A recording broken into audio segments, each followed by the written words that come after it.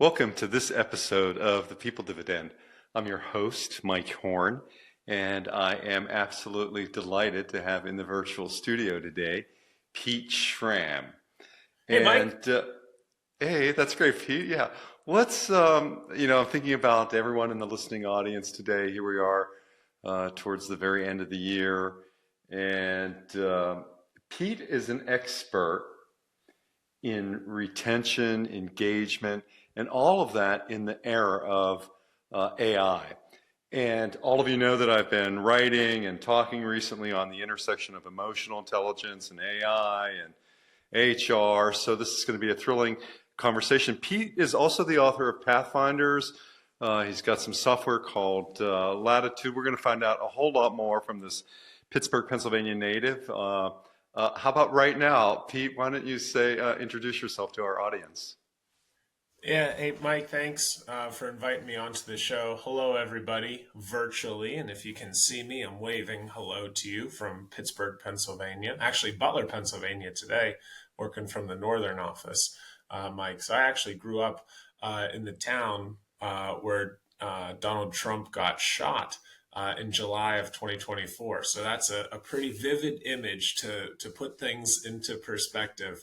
If you recall, the news casters and the people telling the story were saying how, well, we're out here and this is chaos in the middle of nowhere, Pennsylvania. We are in a very rural part of the country in Butler, PA.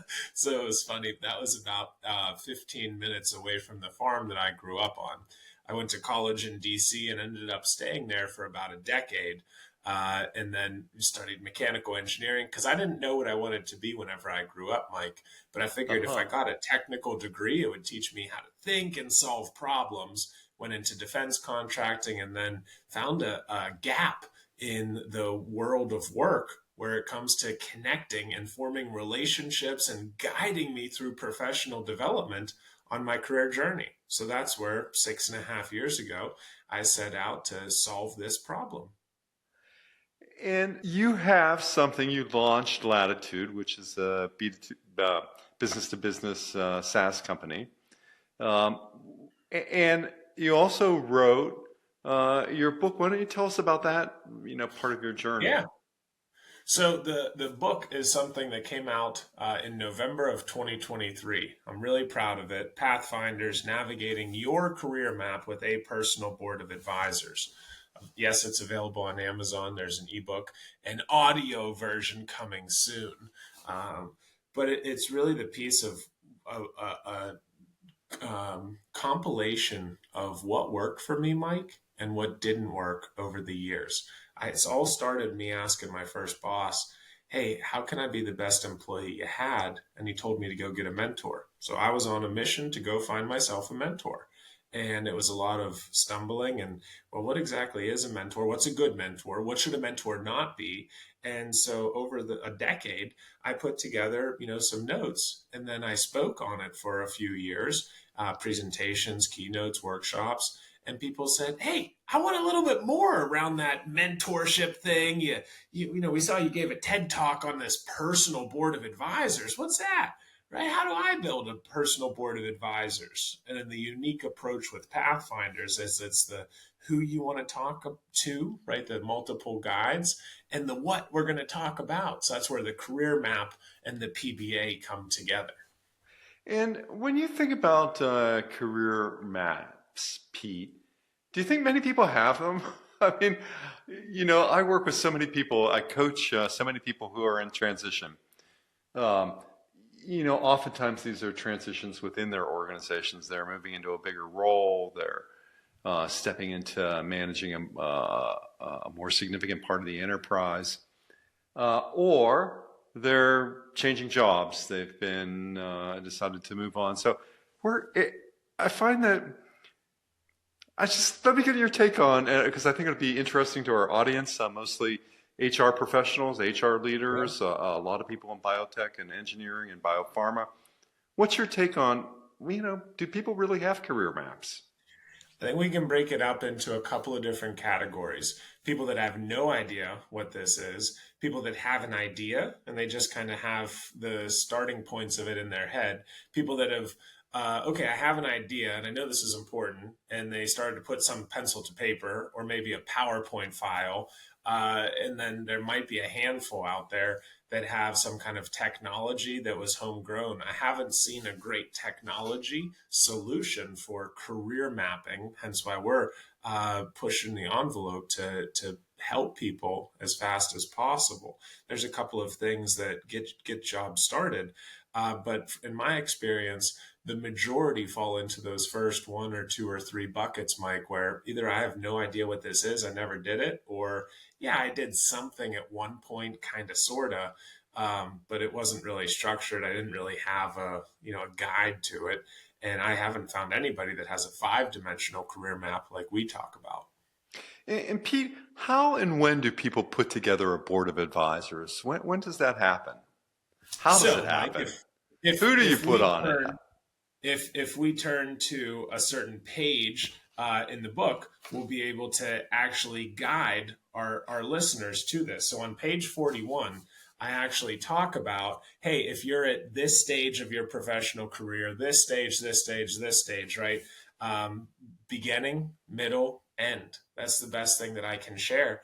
And you might say, whoa, you're crazy. How does this concept apply to me early career? Well, let's think about that. So, Mike, whenever I'm early career, I'd really love to have some kind of an idea or a path that I could follow. So, a couple of different options, right? That's where I'm the most malleable. And I don't know what I don't know. So, there's going to be a lot of unknowns there. That's okay. Whenever I'm middle career, it's kind of saying, hey, how can I share where I've been with the people that are kind of looking up to me? And how can I give feedback on the second half of my career or whatever it might be? And so it's a nice way to kind of refresh, recalibrate, and revitalize, re-energize what you're trying to do. And then from your kind of towards the end of your career, imagine if you were able to share your story and show others what's possible by visualizing your career map so it can be viewed by others in your organization. So thinking proactive succession planning, those lessons learned, handing off the institutional knowledge, right? The career map's just one of the assets that we can use in that succession planning piece. And also, how do we attract great talent to the organization? There's a grocery store in the Pittsburgh area called Giant Eagle, and the new CEO has been there for 40 years. And he started off by one of those fellows in the parking lot, like pushing the carts around. Sure. Isn't that kind of remarkable to see how you can literally go from the bottom, most entry level sort of thing over 4 decades, which is 10x the average tenure right now, just about, to get to the top of the food chain? So it just goes to show, hey, how do we tell those stories more easily? Pete, as I think about the offer that I make available to my clients and customers, it's very simple. There are three things. One is executive uh, and C-suite. I'd call it aspiring executive and C-suite coaching in 3, 6, or 12-month increments. So that's sort of one thing that I do. And the second is around leadership development and working with a company, putting people in a group for 6 to 18 months to conduct some customized leadership development. And the third thing that I do, leveraging all of my expertise in organization development, are organization development interventions for clients. So it might be a redesign of a research and development department. It might be the onboarding of a new CEO or executive into the C-suite. So when I think about the concepts that you're working with in Latitude, they're built primarily around employee engagement. So I used to have a big stake in all my corporate roles, whether it was designing a great place to work at Genentech, whether it was sort of a deep expertise with Q12, great places to work. Tell me about your approaches to engagement and what Latitude's doing. Yeah, so there's a lot of great solutions out there. And what I've found is that HR leaders and people leaders want stuff that's easy to use, that's going to provide metrics to them. If it can show the return on investment, that's super helpful so they can justify the spend.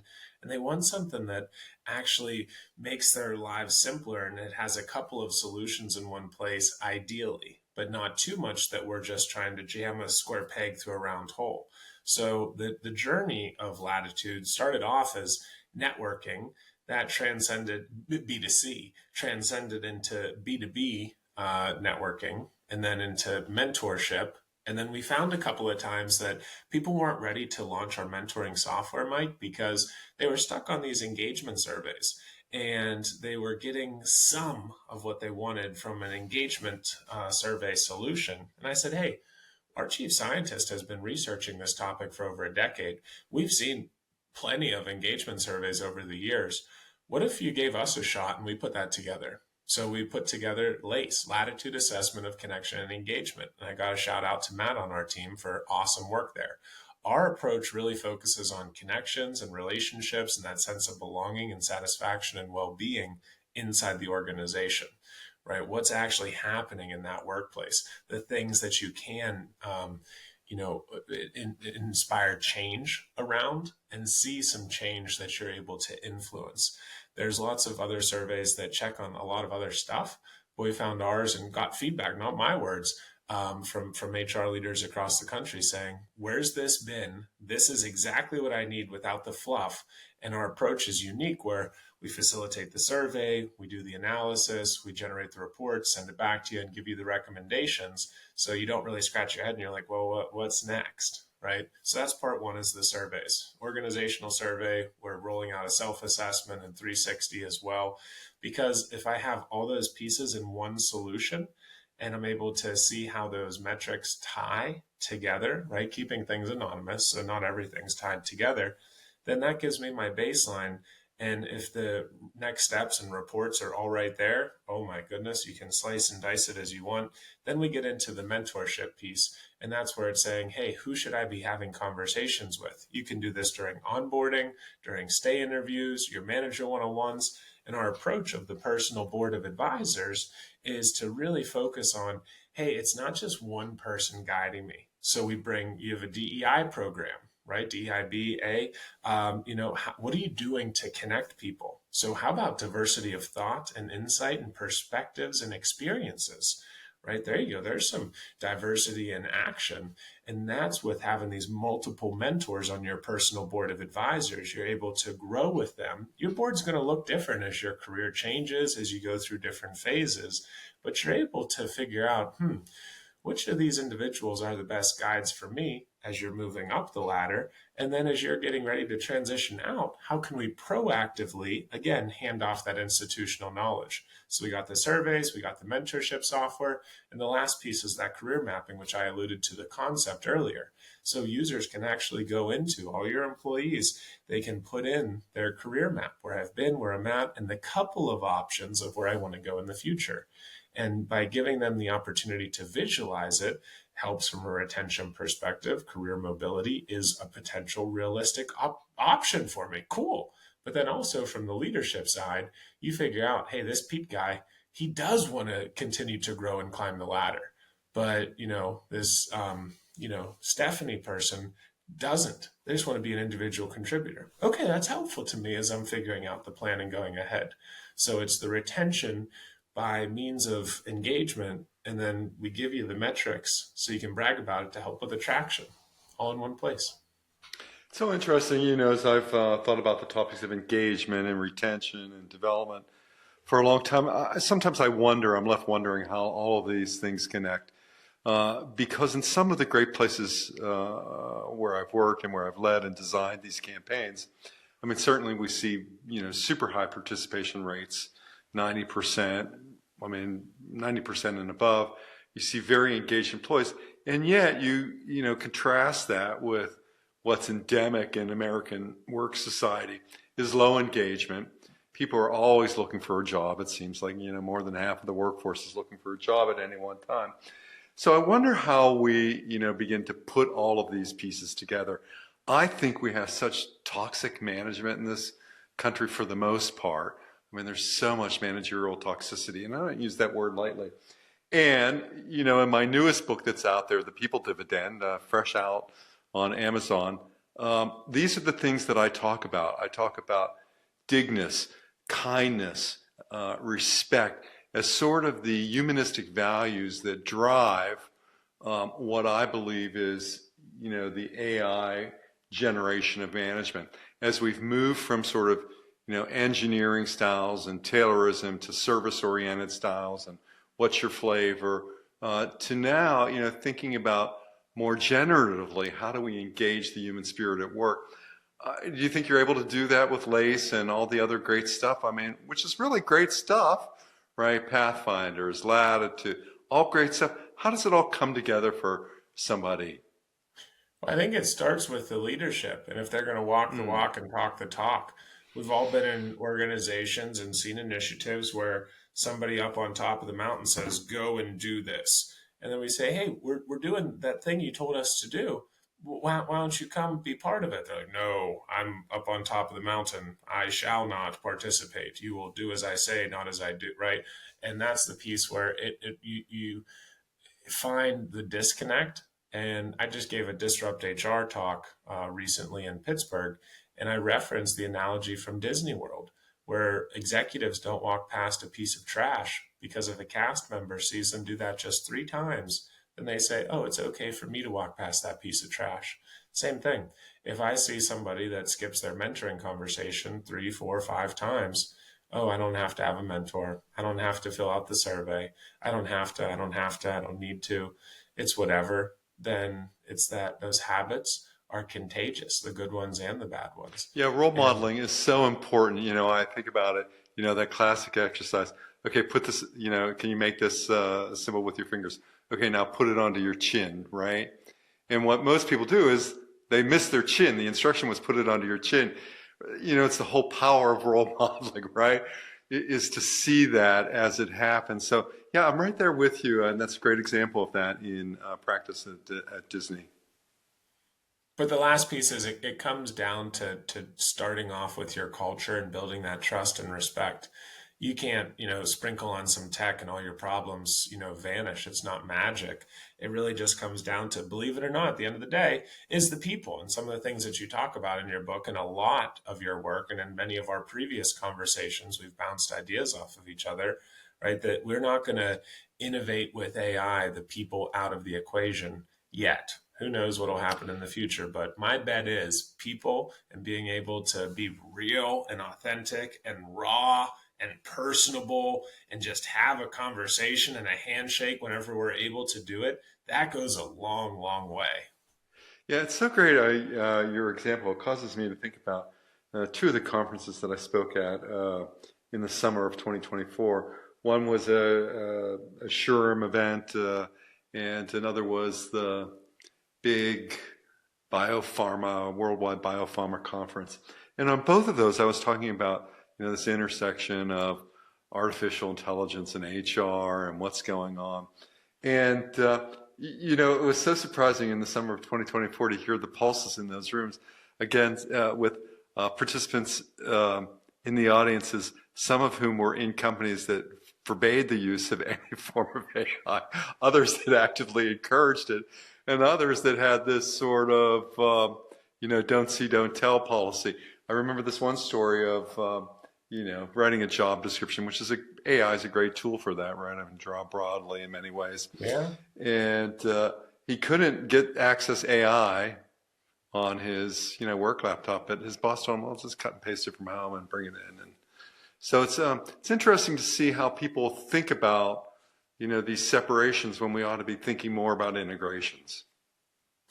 Yeah, I'm with you on that. And I'm kind of curious how 10 years from now, what our younger workforce is going to be able to do. Because AI is fantastic, but you and I have the, kind of rigorous schooling without as much AI, and we had to work through everything. And I think that makes us better prompt engineers, and we're able to more effectively ask the AI what we're looking for. But it'll be really, really interesting, Mike, and maybe we block off time 8 years from now for a follow up podcast, and we say, hey, what does that early workforce look like? Is AI something that really helped them flourish and they're way, way more productive and efficient by having this in their back pocket? Or are there big gaps that we don't know because they had so much assistant? And I almost think of it as the little squiggly autocorrect, right, on our phones and on our computers, right? That almost is a crutch that cripples. The newest generation is termed Generation Alpha. So anyone 2013 to the present, then you know, the Gen Zs, the 1997s to 212. But as we think about, Generation Alpha, as people are beginning to think about, because these are the people who are now like 0 to 11. People are thinking about what will these emergent leadership styles be, and certainly they are going to be a generation that faces some of the newest challenges and opportunities faced by technology. Quite unlike, I think, Gen Zs, who are now like pubescents to their late 20s at the outset. We're really our digital natives, so it'll be interesting to see how these differences shape up. I think it'll be so interesting in your work, Pete. So we'll find out. It is 2024, so in 2032 we'll do our follow-on episode. There we go. Great. All right. So Pete, if people want to get in touch with you, I know everything's in the show notes. They can find the links. But what's the easiest way for people to learn more about what you're doing with Pathfinders, with Latitude, with all the stuff that you have going on? How can our HR folks get in touch with you or other leaders? Well, everybody. It's leaders, it's HR folks, it's networking, associations, right? It's all across the board. But just whenever Mike posts this on LinkedIn, just tag me in that post. Let's increase his engagement on the post. Just comment one takeaway. He'll tag me, so it's easy. But LinkedIn's the best way.